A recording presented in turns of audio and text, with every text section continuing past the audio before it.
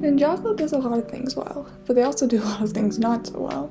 There's one aspect of the show that I have a love-hate relationship with, and that's how Ninjago deals with its side characters. Ninjago has a long roster of well-developed, interesting, lovable side characters. Characters like Ronin, Akita, and Vanya are some of the most loved characters of the series. Ninjago is great at writing intriguing side characters and giving them great arcs, but with that comes a few problems. The problem with having such a long list of great side characters comes from how they are used in the series. The more great side characters the show has, the more the audience wants to see them again. But that can't always be done because the show has to focus on the main characters, or they decide to write another new side character because they have to get that new minifigure into the show. They leave previous side characters' stories open-ended so they can return, but they don't return as frequently as people would like because the new seasons have to add new side characters. So the cycle just keeps going as the roster of side characters gets bigger and the time they have to explore each different character gets smaller. Also, when the side characters are written with open-ended arcs, it makes justifying why they don't show up again really hard. The best example of this I can think of is Akita. The writers made Akita remark at the end of season 11 that she thought she would see Lloyd again, but this has not even been mentioned at all since then. And since Akita is such a beloved character, it was really disheartening to see such a big promise made by the writers ignored and simply unaddressed. There hasn't even been a simple mention of her since that season. To demonstrate what I mean, I want to compare two different instances of Ninjago using side characters, one where they did it extremely well and one where they did it not so well.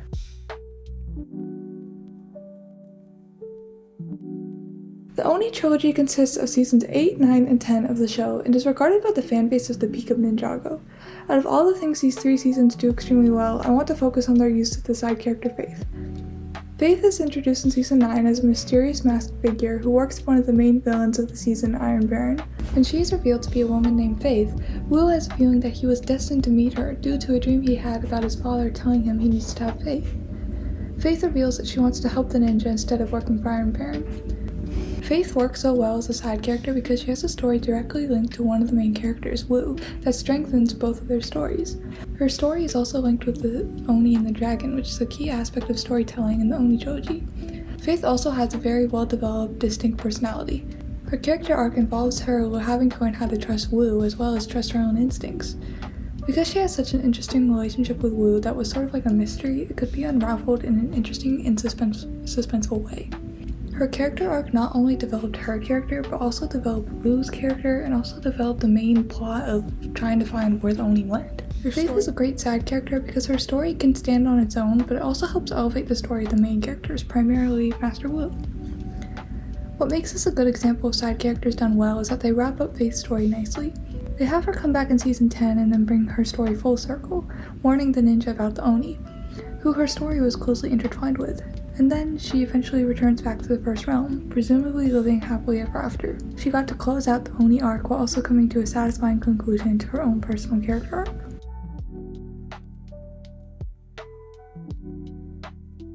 Prime Empire is a season I have a weird relationship with. I love its concept, the character designs, the world building of the game, but I hate how it disregarded the development of the main characters in service of the side characters. 90% of the season's character development is given to side characters such as Okino and Racer 7. While all of this character work is great and gets me heavily invested in side characters, it unfortunately comes at the cost of disregarding the much needed development we need for the main characters. After season 11, a lot of our main characters could really use some great character development, particularly Zane and Jay.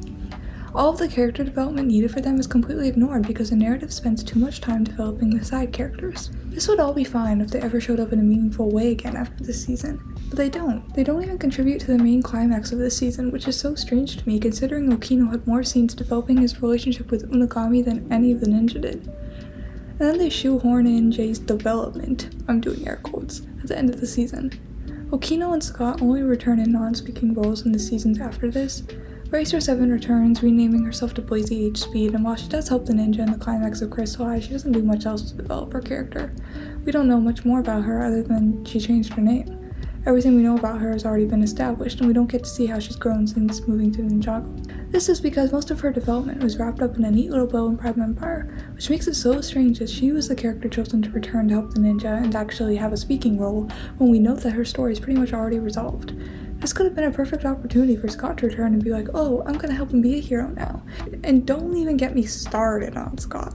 His character development is so forced. He's such a stereotypical action movie character. He was just like, I'm not gonna help anybody because I'm not a hero, blah blah blah. And the worst part is that they spend the most time on side characters focusing on this guy. They want his sacrifice moment to be so emotional, but I honestly just felt hollow watching it. His personality was so shallow that I didn't really care about his arc at all because it was something I've seen a million times before. And you know that this all probably just happened because they had to incorporate his minifigure into the show. Because the Ninja tuner car is on shelves and we have this blue guy in the set, so he's gotta be in the show. It's just so dumb. And I know, it's a Lego show, it's meant to sell toys, but come on, if you're gonna have this blue guy, at least give him some non-stereotypical character development.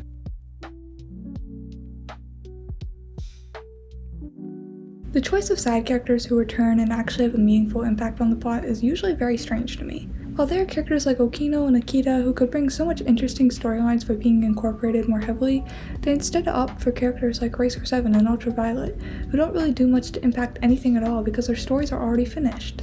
The use of characters like Kilo and Ultraviolet after the Oni trilogy really frustrates me because it seems so unnecessary to keep using them when their story wrapped up. I'm sorry, but I still do not believe that these guys would ever want to be redeemed. These dudes were pure evil.